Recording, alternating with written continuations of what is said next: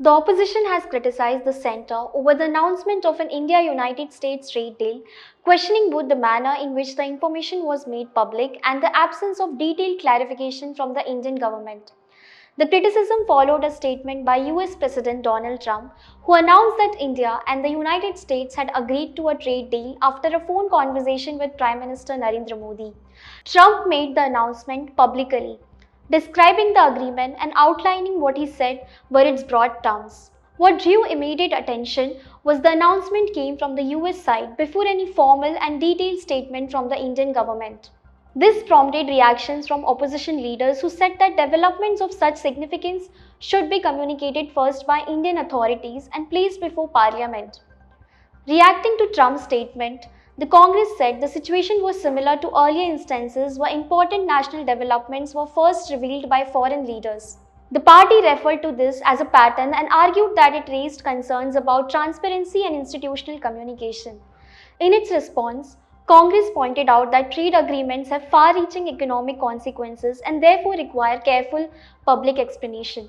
The party questioned why Parliament had not been taken into confidence and why the full terms of the agreement had not been officially shared. According to Trump's statement, the deal involves changes to tariff arrangements between the two countries. He also suggested that India would reduce trade barriers for American goods and increase purchases from the United States. These remarks became a central point of the opposition's criticism, as the Indian government had not confirmed or detailed these claims at the time. Congress leaders said if the agreement involves lowering tariff and non-tariff barriers, it could have implications for Indian industries, traders, and farmers. They argued that opening up domestic markets without clear safeguards could place local producers at a disadvantage. The opposition also raised concerns related to agriculture, a sector that has historically been sensitive in trade negotiations. Congress questioned whether Indian farmers' interests had been protected and whether agriculture markets were being opened to foreign competition without sufficient consultation. Another issue flagged by Congress was Trump's reference to energy trade. The party sought clarification on whether India had made any commitments regarding to its oil imports, particularly in relation to Russia. Congress said such strategic decisions could not be inferred from foreign statements and required official confirmation. The party also questioned how increased purchases of American goods would align with India's domestic manufacturing goals, including initiatives aimed at strengthening local production and reducing import dependence. In its criticism, Congress did not oppose trade engagement with the United States in principle.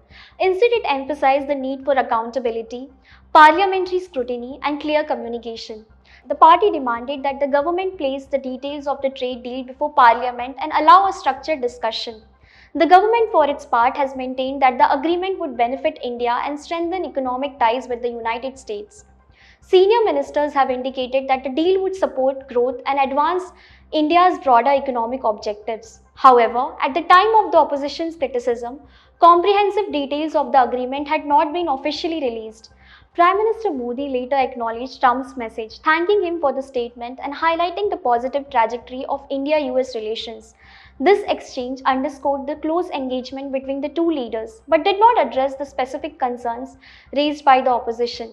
At the center of the controversy is not only the content of the trade deal, but the process through which information about it has been shared. Congress has argued that major economic decisions should be communicated transparently and through India's democratic institutions.